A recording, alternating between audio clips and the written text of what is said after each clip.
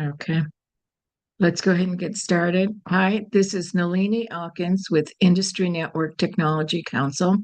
I hope you can all hear me okay. Just to let you know, this webinar is being recorded. If you have any problems, just send something in the chat window and I will address it. Please go ahead and put your questions in the chat window as well, and I'll go ahead and ask Vadim when at the end. Okay. Let me tell you a couple things about our organization first. We are a nonprofit industry and academia organization. Our goal is to teach industry and anyone who's interested, basically, about the internet standards and other things that impact us so much. And of course, today, all the stuff around PQC and cryptography is one of the biggest things impacting us. We partner with the India Internet Engineering Society. They are a nonprofit based out of India.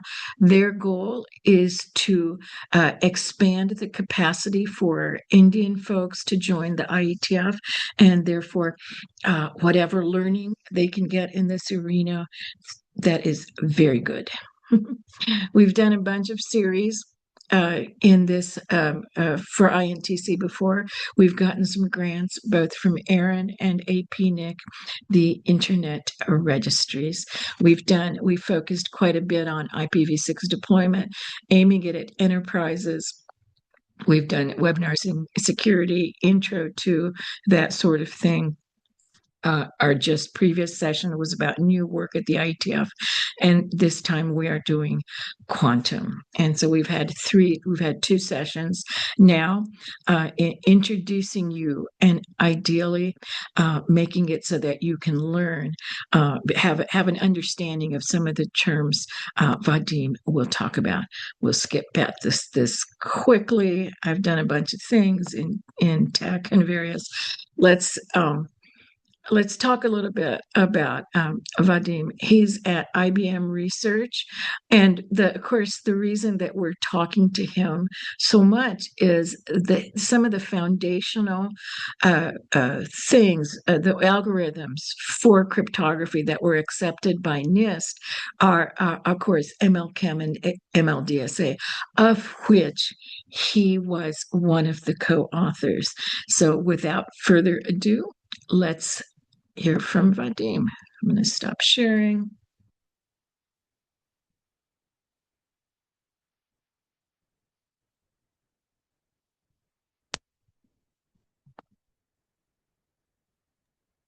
Okay. So thanks very much. Happy to talk to you guys today. So I'll talk about, I guess many people here have varying interests. So I'm not exactly sure what to focus on. So I have a lot of small things. So the small topics that we go from one to another. And so if you find some part boring, maybe in 5 minutes it'll be a completely different talk. So yeah, and hopefully there's something for everyone.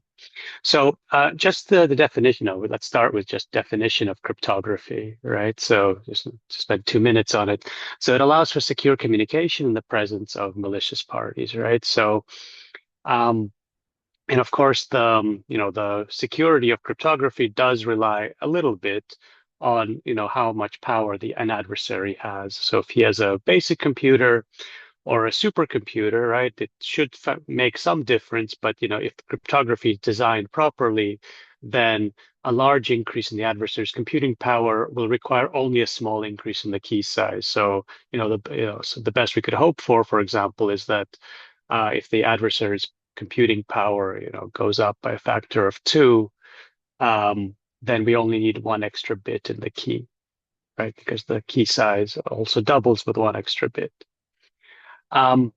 So all this is well and good, and we know kind of how to design cryptography like this. But the problem is that quantum computing kind of sits outside the standard model of computation, the Turing machine model. So the quantum computers kind of disprove the extended Church-Turing thesis, right? The Church-Turing thesis says that that anything that be computed by this Turing machine is can be computed on a much more complicated computer. And the extended Church-Turing thesis says that there's actually only just a polynomial time difference between a super powerful computer and just this basic Turing machine. So no matter how good of a computer you get, you're not going to get much more powerful, except polynomial time. But of course, quantum computers disprove this because there are some things they can do in polynomial time that would take exponential time for a regular computer. So now cryptography can kind of, that the principle kind of falls apart, that we can't just increase the key size by 1 bit and hope we double the hardness for the adversary. So there's two types of cryptography, right? One is symmetric key cryptography, where two parties come together and they have a secret key S that they share. They come apart, they can talk in the presence of the adversary. So all of that is nice and good and nice and fast, and this is what we want to be using. I guess the question is, how do they share this secret key S if they've never met before? This symmetric cryptography still exists when quantum computers are built, but public key cryptography is kind of what solves this problem of sharing the secret key, right? So what happens is to send a message, Bob wants to send Alice a message. So what he does is, he creates a secret and a public key, S and P, where they're somehow algebraically, connected. And then he sends the public key to everyone. And then Alice can send him a message, and completely securely, and that'll be the secret key that they share, the common key that they share, even in the presence of the adversary. So the adversary cannot know what it is. And now the effect of quantum computers is that symmetric key cryptography, like I said, is fine. AES, SHA, they're all okay. Maybe you have to increase the key size to 256 instead of 128. But even that's arguable. Staying at 128 may be enough for a long time. Now, public key cryptography is a different story. So everything that has been used up until a few years ago is actually broken. This is because public key cryptography needs mathematical assumptions. Between the secret key and public key, there has to be some algebraic relationship, and in order for the public key cryptography to work. So the assumptions that have been used, the fact that factoring is hard. If I give you 2 primes P and Q, you can multiply them easy enough, but to figure out what P and Q were from their product is a hard problem. Also, discrete logarithm is hard. So g to the x equals y and recover x, or the equivalent problem on elliptic curves. And these are mostly problems from number theory. And they are all, they all seem difficult for classical computers, but broken once quantum computers are built. And why do we care about quantum computing right now, even though there is no quantum computer yet? It's because mainly the problem is this harvest now, decrypt later attacks, which means that somebody can be recording all the communication now. They can't break it, but they store it because they think it'll be valuable, maybe 5 to 10 years still. And then when they get a quantum computer, they will just break it. So this is the main worry about cryptography today are these harvest now, decrypt later attacks. So of course, maybe as you all know, we don't need quantum to defend against quantum because quantum computers are not really all powerful. They simply solve some problems faster. Most problems they do almost nothing with. So let's try to base cryptography on problems we don't think they solve. And this was the thesis of of NIST, of the NSA, that said about 10 years ago. No, I'd say more, about 10 years ago, that quantum computers will exist sooner than we think, and we need to plan our cryptography transition accordingly. So In 2016, the NIST, they had a draft for proposals. And then they had a kind of the submissions were due in 2017 for encryption schemes and digital signatures. So of course, just because they said, this competition started in 2017, 2016 with the announcement, doesn't mean there was no research beforehand. People were working on this quantum safe cryptography for maybe about 10 to 15 years beforehand, even before it was known as quantum safe cryptography. So the ideas were already in the research community. So this was the reason NIST is, its competitions are kind of valuable and usually its winners are used a lot is because NIST makes very open competitions. So anyone from around the world is open to submit. Everyone from around the world kind of attacks these schemes, analyzes these schemes. It's all in the open. And at the end, NIST, somehow selects the winners. And for example, AES and SHA-3, they came out of NIST, and the submitters were not American. So it truly is a global competition. The analysis phase lasted about 4 years, I don't know, 5 years, and the winners were announced. And then the drafts, it took 2 years since between the winner's announcement and NIST to draft standards, again, with the community's input. So there were 3 standards that were drafted in 2024. So one was for encryption, ML-Chem, and 2 were for digital signatures, ML-DSA and SLH-DSA. There's going to be one more standard, and they standardized in 2000, said they will standardize in 2022. That standard hasn't been written yet. That's for another digital signature scheme. Now we have the deployment phase, right? So the standards are written, so anyone really can just, deploy them. And people are deploying them already. But the speed of this deployment, the speed of rolling out this cryptography is kind of guided by orders to switch to this encryption. So, for example, the U.S. government first said that by 2035, everything must be quantum safe. Now it got switched to 2030 and 2031. So the timeline has drastically shrunk. And this is because there is some suspected improvement in the development of quantum computers. They may exist sooner than we think. So now there's this deployment phase, and I think what will come later is the panic phase, because this, the orders came in. The deployment is not going as fast as I guess people expect or it should go.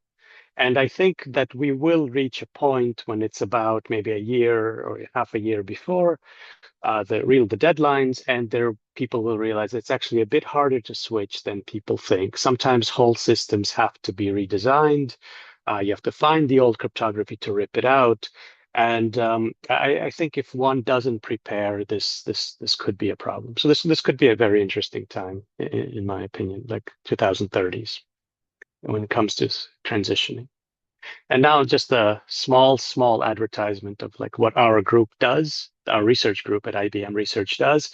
So we are basically, and all in on quantum safe cryptography. So what our research, we are really focusing on, and not just the encryption in the signatures, but kind of on more advanced primitives as well. But when it comes to encryption and signatures, we were pretty active participants. So we submitted 3 schemes to the original NIST competition, and there were 5 total selected, some backups, and so 3 of ours were selected. And now, after that, NIST was still not fully satisfied with the diversity of assumptions when it comes for digital signatures.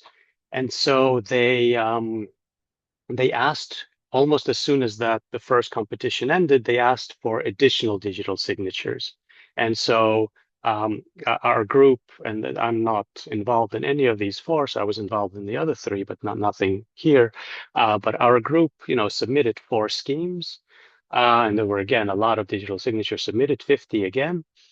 And now it's still progressing. That it's not over. It's not going to be over for another couple of years, but still kind of these four still exist.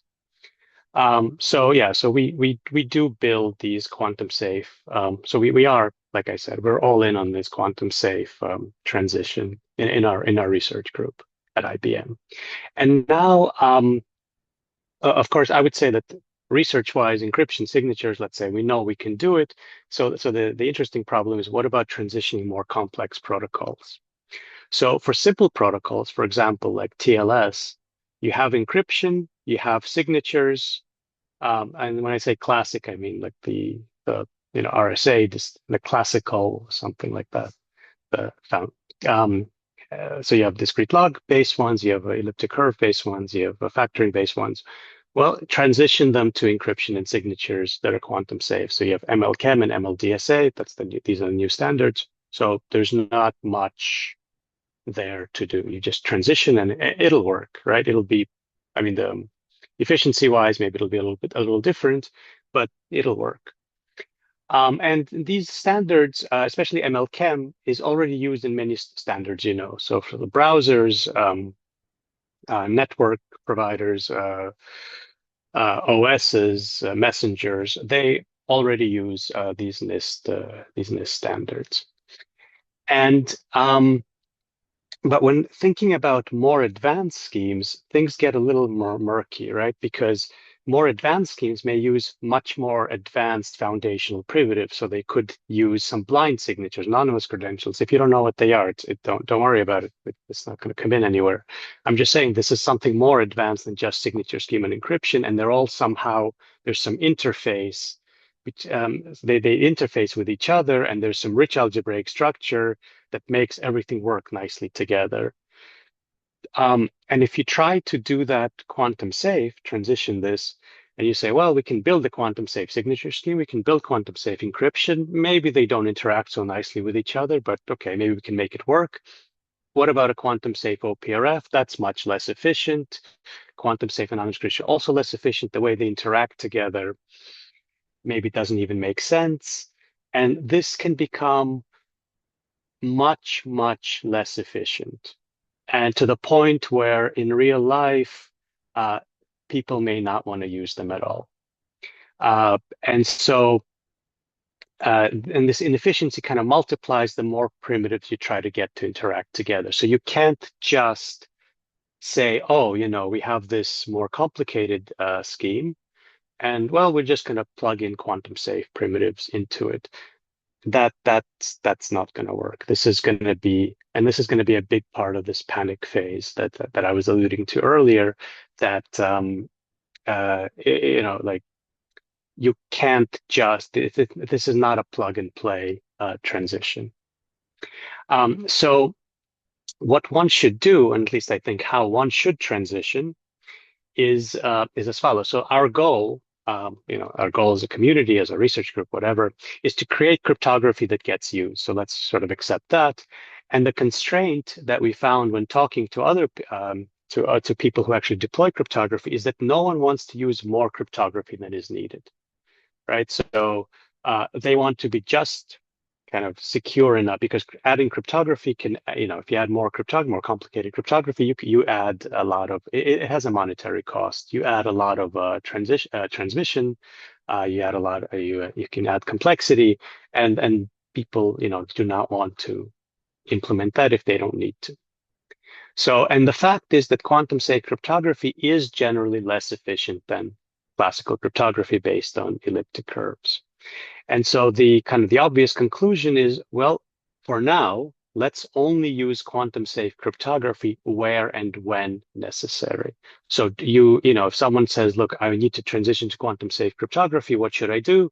The answer isn't, well, let's make everything quantum safe. You actually have to think a little bit about how to do this transition.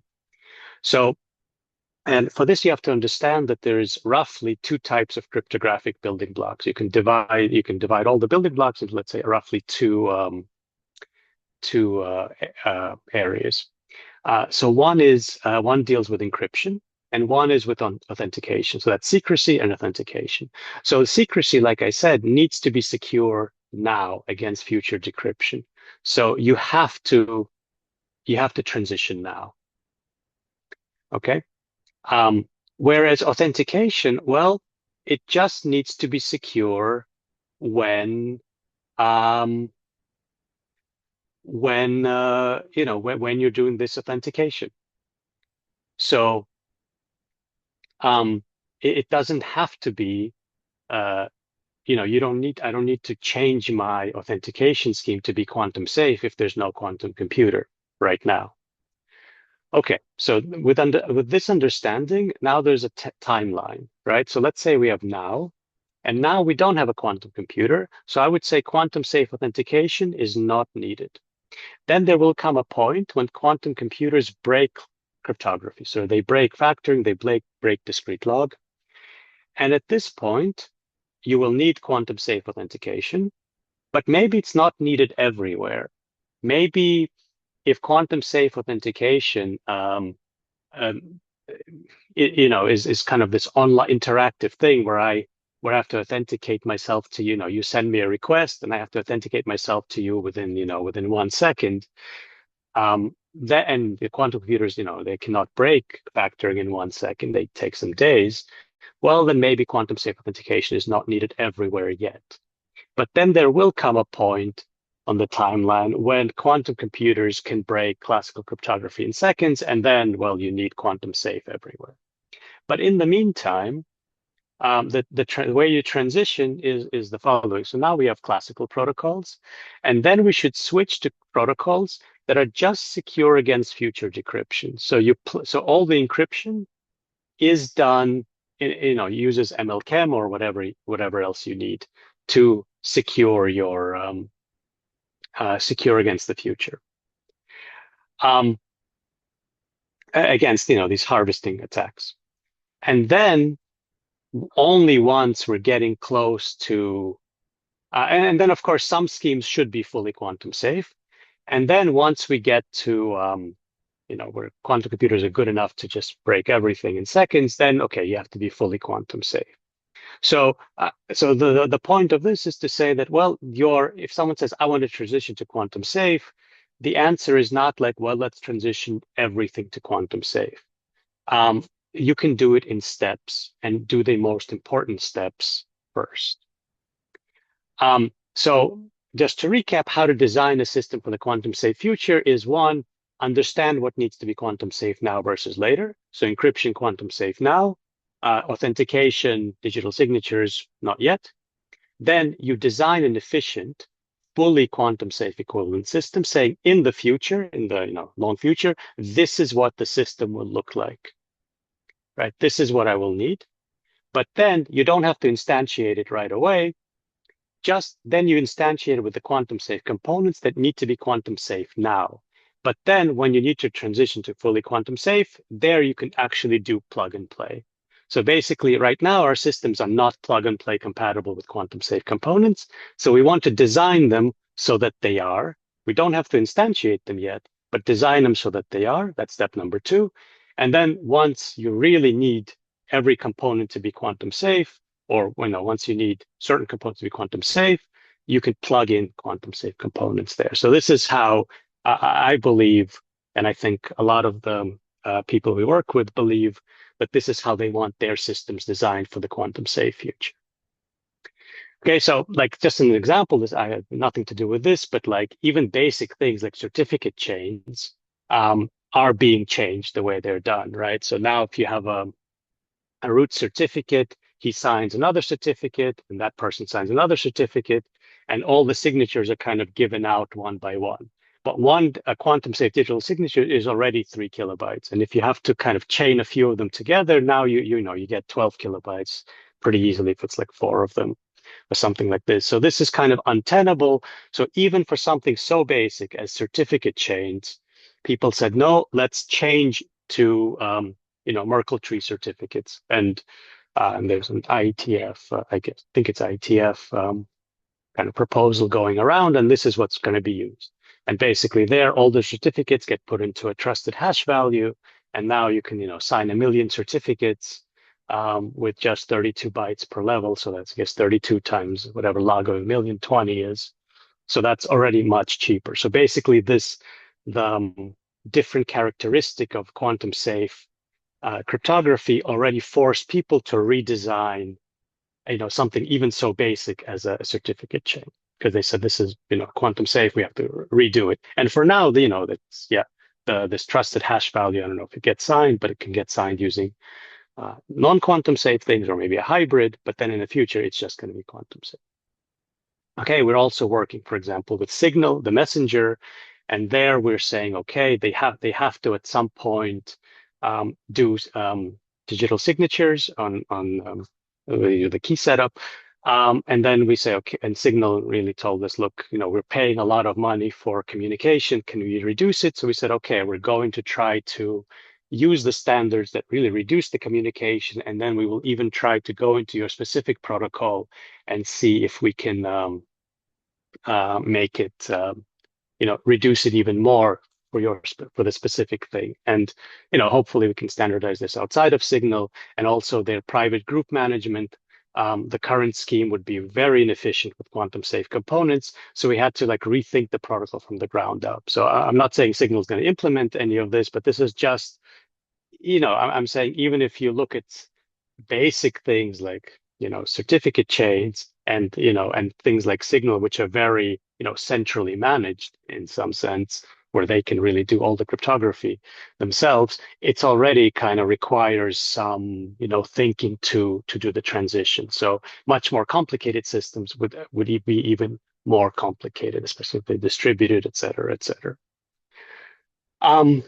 Okay. So this was kind of my the non-math part of it, I guess, and without getting the details of what quantum safe cryptography is. So actually, I see there's questions in the chat. Maybe I don't know if we want to answer Yeah. these, Why, and then why don't maybe. we why don't we let you finish, and then we'll get to all the questions, because otherwise I'm afraid you'll not get a chance to finish. Okay. It's Sure. Yeah, we can do that. It's fine. Okay. So good. So let me close the chat. All right. So now let's just talk about the foundational cryptography, and what is it based on, the quantum safe foundational cryptography, basically encryption scheme and signature. So before they were based on factoring and discrete log, and now it's completely different stuff. So this is, I guess, for people who are a little bit interested in what does the implementation of this look like? What kind of operations are used? So this is kind of there. This part of the talk is going to be about that. So 3 out of the 5 NIST standards, including both of the main ones, MLChem and MLDSA, are based on the hardness of lattice problems. So forget what a lattice is. Here's the hard problem intuition. Here's how I would present it. So let's say you have a matrix A, either square or taller, or a tall matrix A. And then I multiply it by a vector with small coefficients, A times Y, and I give you Z, mod P. And then I take away the Y, and I ask you, can you find Y given A and Z? So of course, this is easy. You just use Gaussian elimination. You invert the matrix, and you found Y. And the smallness of Y's coefficient is not relevant here. Maybe it's relevant for the next part. So now here's the hard problem. Here's how to convert something that's completely trivial into a hard problem. How about we do A times Y, but I perturb the solution by, by 1 or 0, by a vector of small coefficients. So you have AY plus Z equals Z mod P. So now the question is, given A and Z, can I find Y and D? Right. So all of a sudden, just by perturbing, so this Y and E is unique, right? And just by perturbing the answer AY, all of a sudden the problem becomes what we think is exponentially hard, even for quantum computers. Okay, and this is a kind of pretty famous optimization problem as well before it became the basis of cryptography. And why is this lattice crypto? Okay, so This is in 2 dimensions, but of course, lattices, should be in 1,000 dimensions. Basically, all solutions to AY plus E form a shifted lattice. So they form a regular grid. And so by asking to find the Y and the E with small coefficients, I'm actually asking is, now you have this grid defined by A, can you find the point closest to the origin? And this is the bounded distance decoding problem. So basically you have a shifted lattice, shifted regular grid. That's what a lattice is. And I'm asking you to find the point closest to the origin. But anyway, this is only important to understand for cryptanalysis, but for constructing these schemes, often you don't even need to know what a lattice is. And so the 2 schemes are MLChem and MLDSA. They were part of this crystal suite, the cryptographic suite for algebraic lattices that we submitted. And so we had Crystal's Kyber, which was a chem, which became MLChem, and then Crystal's dilithium, which was a digital signature scheme, and that became MLDSA. And they're all very easily implemented in constant time, no side channels, and they use fairly the operations are also, again, pretty straightforward and quite similar between the 2. So there's only 2 operations needed, and both are very fast. So one is evaluation of hash functions, like SHA-3. And the other is to be able to add and multiply in a polynomial ring. So this polynomial ring is just polynomials that are mod p and mod x to the 256 plus 1. So mod p, everyone knows what it is. It's just, whenever you see a p, you put 0, and x to the 256 plus 1, it's kind of the same thing. Whenever you see x to the 256 plus 1, you make that equal to 0. Right? So you multiply polynomials. Every time you see x to the 256, you the degree has grown. You write that as that becomes -1. Anyway, that's what it doesn't matter.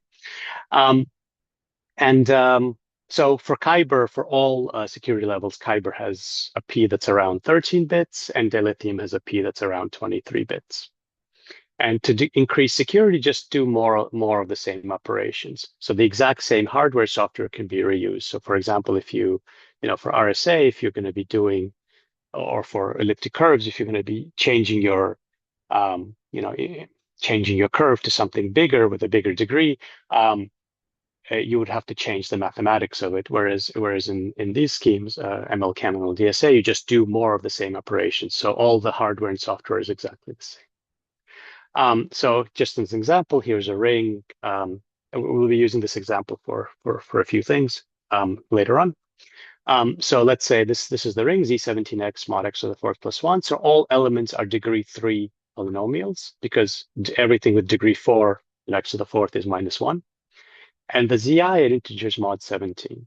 So addition is just the usual coordinate-wise addition, but multiplication is polynomial multiplication followed by a reduction modulo x to the 4th plus 1. So like I said, if the degree grows beyond 3, so x to the 4th becomes -1. So this is the basic operations, just plus and multiplication in this ring. So if I want to do, for example, some security level, whatever, blah, and then I have to multiply a matrix of these polynomials by a vector of polynomials and add a vector of polynomials. So this looks just like what I was doing before when I defined this hard problem over the integers. This is just the same problem over polynomials. And so if I want to have increased security, well, instead of multiplying a 3x3 matrix by a vector, I multiply a 4x4 matrix by a vector, and the security just goes up. So kind of the basic operations are the same. You just do more of them. This is what I meant. And so the operations are as follows. So additions are easy and cheap. It's just component-wise, mod p. And to get cheap multiplications, it helps if we pick a special p. So what we want to do is we want to pick a p so that our x to the n plus 1 is factors completely or almost completely mod p. So for example, and this is, if you know the Chinese remainder theorem, this is exactly that. So polynomials can be represented in 2 ways. One is the coefficient representation, and one is the polynomial modulo x minus r1, modulo all the products. So basically a polynomial modulo x minus r1, modulo x minus r2, etc. And modulo x minus R1 is the same thing as evaluating a polynomial at R1. Okay, so this is exactly the Chinese remainder theorem, but in terms of polynomials. And now to multiply two polynomials together, this Chinese remainder representation, this f hat, becomes important. Okay, so if you want to multiply them, so multiplication using the number theoretic transform, the Chinese remainder, using Chinese remainder method, or FFT, fast Fourier transform, kind of all the same names, it's done as follows. So what I can first do is I can convert both polynomials that I want to multiply into their Chinese remainder form, right? So I convert f into f hat, g into g hat. And then I can multiply the polynomials in their Chinese remainder form. And the nice thing is, using these ring, isomorphisms, is that actually I can multiply. It makes sense to multiply in the Chinese remainder form component-wise. So there I just multiply f, the f mod x minus R1 times g mod x minus R1. So I do the multiplication component-wise. And if they're integers, these f of R1, then it's just multiplying integers. And then what I do is I do the inverse transformation. I go from the Chinese remainder form back into the coefficient form.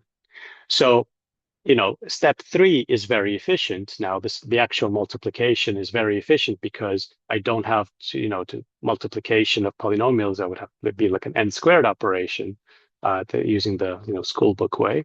But now I can do it just component-wise. So it's just really n multiplications. And so the question is, how fast can I do the Chinese remainder going one way or going the other way? And the answer is actually very, very fast.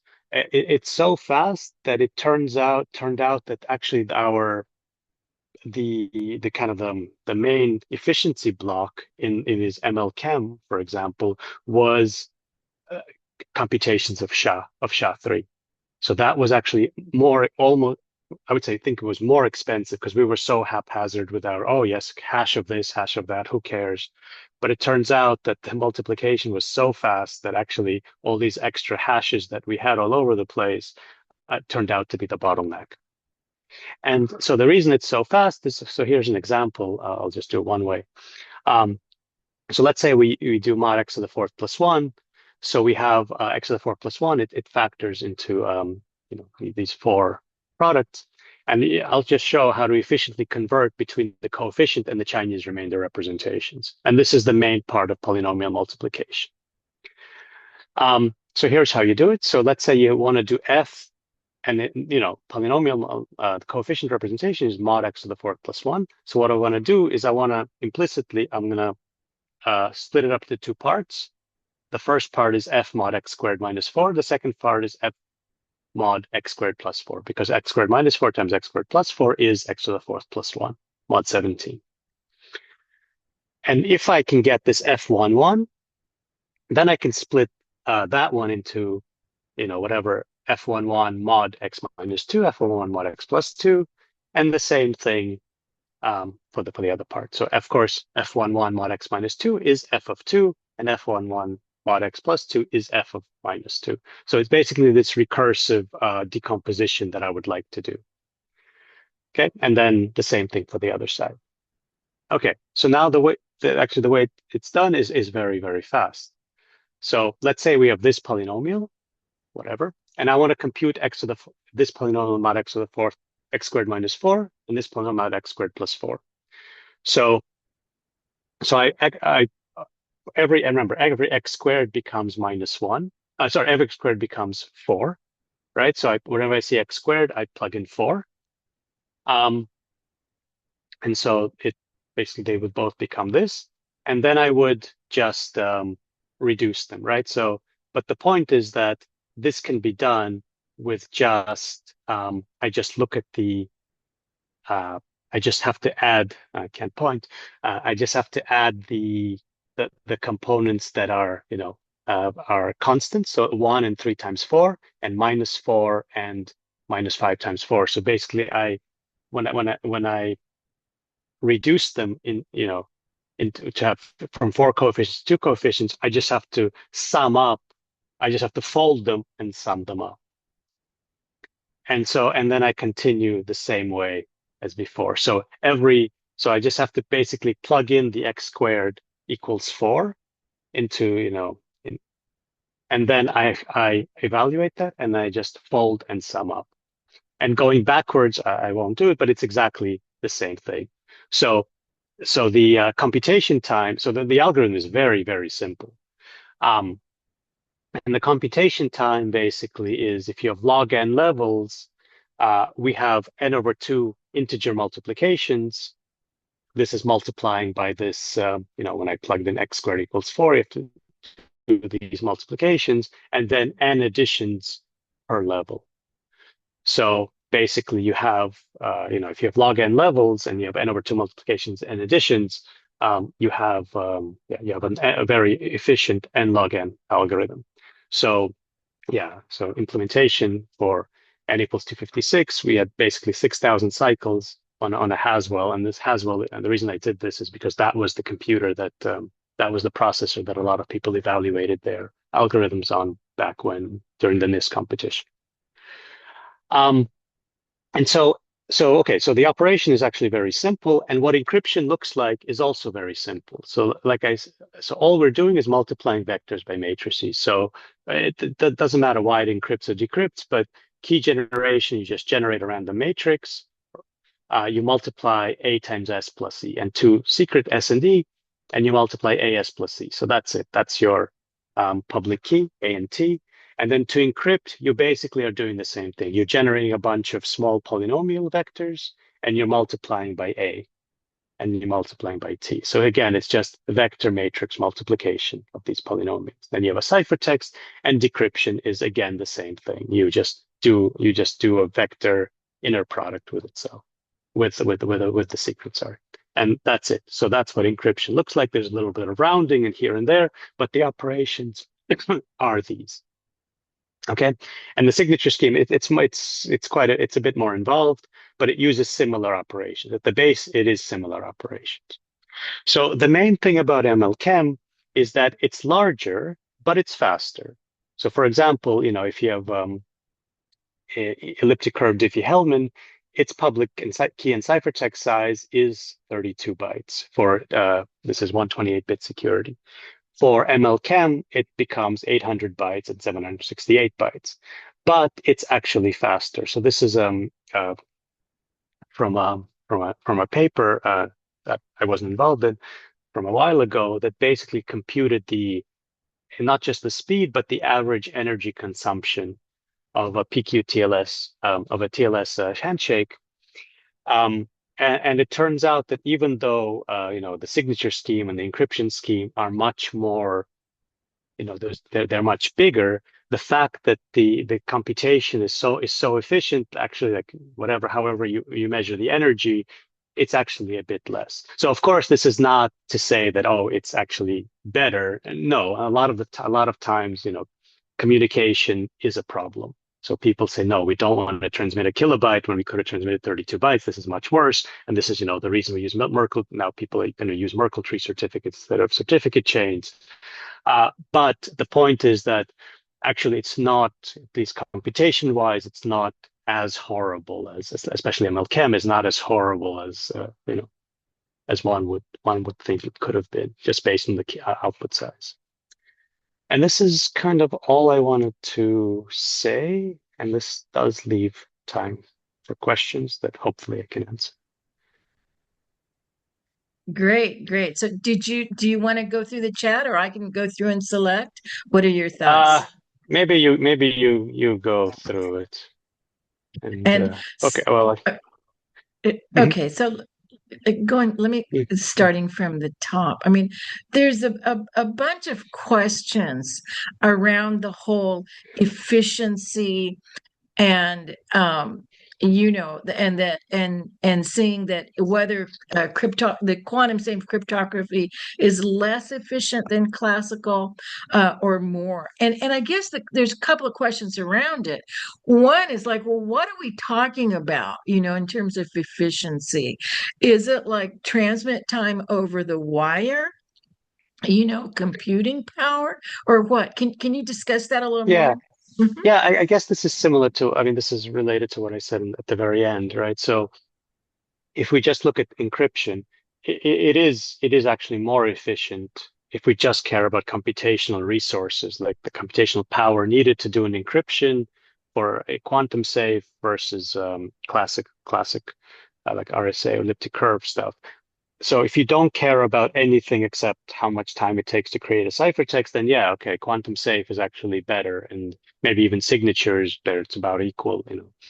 But I think people, start complaining when now you're transmitting, 10 kilobytes, for example, if you want to do like a TLS handshake, right? Because you have a few signatures, a few encryptions. And now they're saying, well, the way TLS is done, now you have packets and things don't fit into packets and et cetera. So they're saying, okay, now that's less efficient. We have to redo everything. So that's bad. So actually, the size actually is an annoyance a lot. And this is when you just do basic foundational stuff like encryption signatures. When you do more complicated things like I would say like anything privacy-based stuff like anonymous credentials and um, I don't want to go into like oblivious PRFs that is used a lot now for key management. That becomes just prohibitively expensive for quantum safe. It's kind of not let's say not prohibitively, but there's no doubt it is much more expensive in everything, in time, in output size. So uh, it's yes, it is faster when you just care about encryption, but that's kind of it, right? And it's not bad. Encryption is important, obviously, right? So that is a big thing that is good. That's not terrible, and actually more efficient in some ways. But when you get to anything more complicated, it's worse. And this is causing a big problem with transitioning the more complicated things or transitioning protocols that may use more than one component, more than one component like encryption signatures, right? So maybe yes, or maybe it's not correct to say quantum safe is just always less efficient, but yeah, that's going to be a big part of the transition, saying, hey, the size is big, or you can do something more complicated, the speed is bad. So yes, it will come down, I think, a lot to efficiency. Well, let's move into signatures because I actually did some studies, and I talked about them a little bit at the IETF that just passed. To cut to the chase here, I used MLDSA 44 keys, just plain, no Merkle tree or anything. And by the way, for everybody who's interested, we're going to put up some Merkle tree test systems and whatever. So just email me if you guys want to be interested, look at that. But to cut to the chase, what I found was essentially in the order of 150 to 200 milliseconds for no Merkle tree stuff, and for a lot of enterprises, uh, that's not a big deal for Google or ad servers. Sure, maybe it is, but for long lasting connections, if you're talking about 150 milliseconds, what the heck, right? So, but there's questions now about the whole digital signature thing, which is that signatures are also used for authentication. And for example, if you have a contract, or like in digital Wall Street, if the gateways are using these signatures, so they're long lasting. And so can you speak to that a little bit, about long lasting digital signatures? Uh, what exactly do you want me to say about? long Is like, I lasting. suppose it's like if they can be spoofed, you know what I mean? Because the question is like you can't spoof the connection, the TLS connection, because if that's right there and it takes more than seconds. But like if I have a digital signature in a digital contract, um, so what happens to that if that can be broken? Well, I guess that's a good question. It's like, well, what are So you going to do once it's broken? You know? yeah, so you mean like if I have a basically a factoring based RSA signature in a contract, what happens? Yes. What, well, I mean, I guess the contract becomes invalid, right? This is what the Bitcoin people are kind of worried now about now. Like, what happens to all the addresses that are exposed? Basically, the meaning that you just need to break the digital signature to transfer the money, right? To use the address. What happens when there's a quantum computer that exists? Do we just invalidate these, or do we I don't know. What do you do? So the answer is you must transition whatever contracts you have now to contracts that are signed using some quantum safe in a quantum safe manner. So and the time for that is I would say now because yeah later it becomes yeah the contract is invalid I would say. Hmm. If That's you very interesting. One of the other things I think it comes into this play is like um, it's is cost. Like, sure, let's say that a quantum computer is available and you can do it in seconds. The question is, yeah, maybe you can talk to this. What I suspect will be done is we'll have quantum computing breaking as a service. And so, because not everybody will have one, right? So who gonna have one? And if you and so the smartest thing to do for such a person or country would be to offer it as a service, and you can buy it for whatever nefarious purpose you want. But then there's the cost, right? So it's like, how much does it cost per second to, to get this service? Do you kind of see what I'm saying? Does that make any yeah sense to you? no, of course. So this is what I was also alluding to a little bit in the middle of the presentation, saying, oh, even when we have quantum computers that can break things, maybe they won't be fast enough. And you're saying maybe they'll be too expensive. I mean, so okay, this quantum computing as a service, I would guess that the companies that will have the quantum computers will I don't know if it'll be possible to try to prevent people from using it to break, to run whatever Shor's algorithm. I don't know if it's possible. I mean, it seems like maybe they will check to see, hey, what exactly are you doing, right? That could be a thing Mm, in the beginning where they say, hey, look, you can't just, we don't just give it to anyone. So you cannot just submit a circuit and then you know, we do it blindly. Maybe at first they will, especially if we know a lot of cryptography still kind of rests on classic encryption schemes, they will maybe be a little hesitant to give it away. But I'm not sure that solves any problem because you will have nation states that, of course, just break whatever they want, right? So right, and they could right. also they're also, hackers, they sponsor hacking groups, the nation states. So yeah, I feel like once quantum computer is there, it's there, right? You're not gonna say, oh well, but the bad guys don't have access to it. Well, they probably do. We can't assume something like this. People will, yeah. So it's a very fluid thing that I would say the only thing to do is just to transition. There's nothing. No, just transition. No, no, I couldn't agree with you more. Yeah. And I mean, I'll send you an email later because we're trying to figure out. We're going to trying to get some industry and government groups together to have some, some consortiums and actually meet. And because there's so much cross border stuff now, I mean, half the banks in India are from the U.S.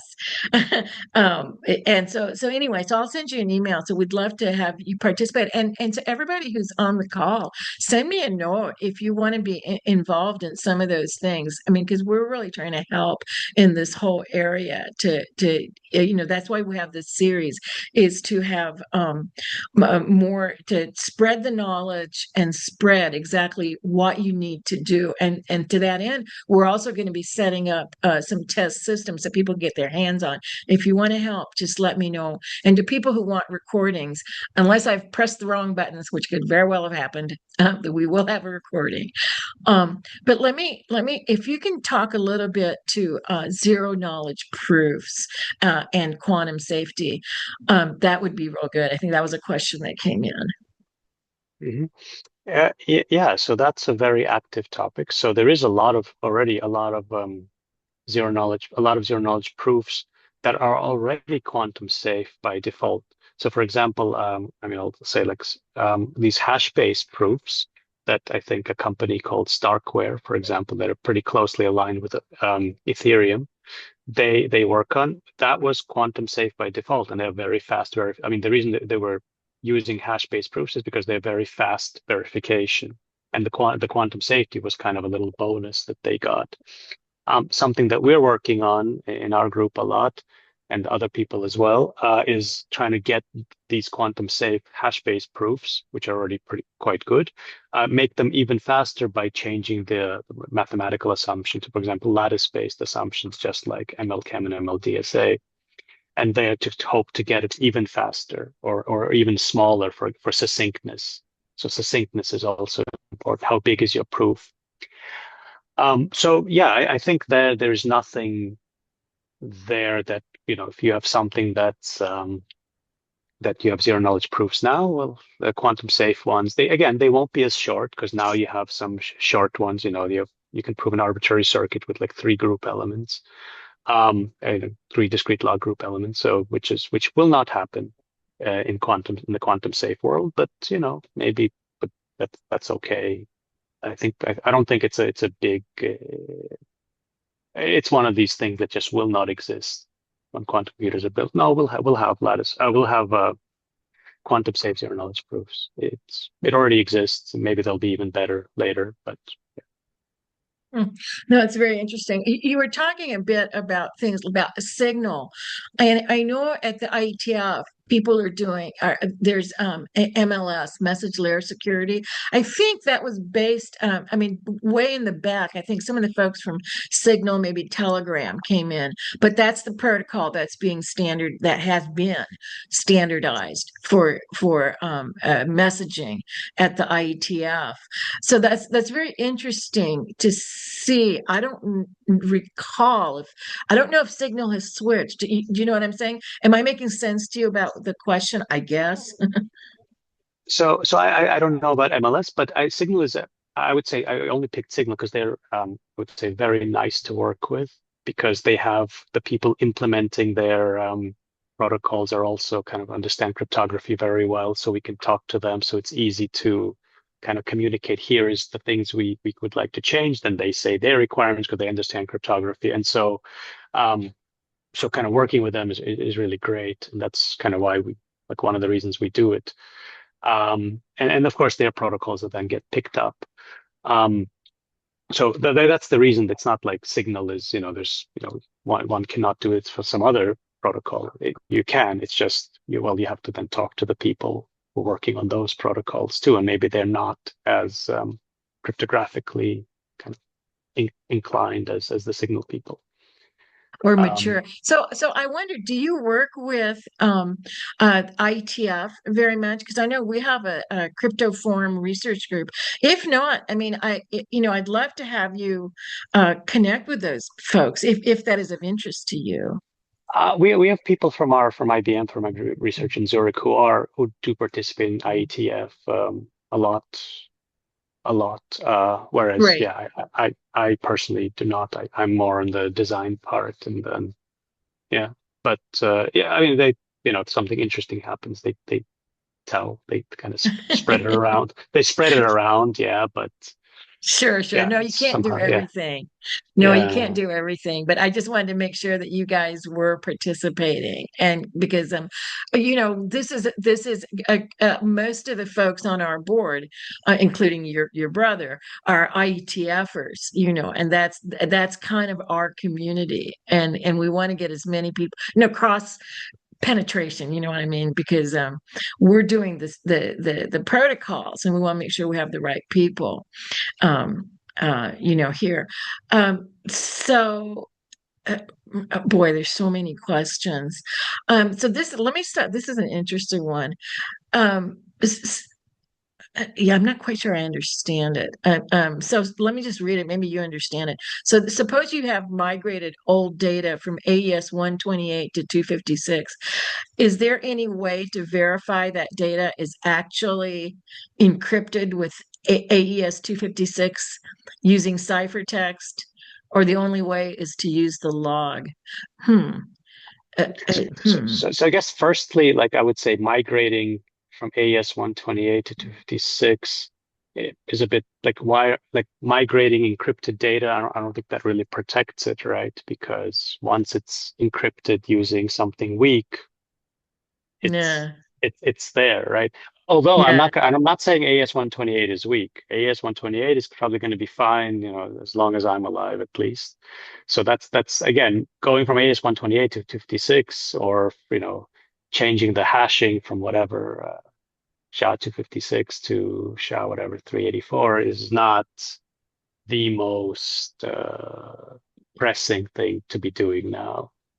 Um, but yeah, this migrating old data from encrypted data, I'm not sure exactly what that does because yeah. What they may mean is Mhm. can you tell from the ciphertext what it was encrypted with, whether it was 256 or 128? Maybe that's what they mean. Well, the Or ciphertext is I guess bigger now, right? maybe that's what the yeah. So Yeah. Well, anyway, well, thank you so much, Vadim. This was an incredible presentation, and I really want to thank you for taking the time out, to talk to us, non cryptographers, or trying our best cryptographers, if you will. Yeah, and so guys, thank you so much for attending. Please do go up to our website, industrynetworkcouncil.org. We'll have Open SSL next, talking about what they're doing, and we'll have the actual implementations of MLDSA and certs and all that kind of carrying on as well. So thank you all again, and with that, thanks so much. Bye. okay, bye.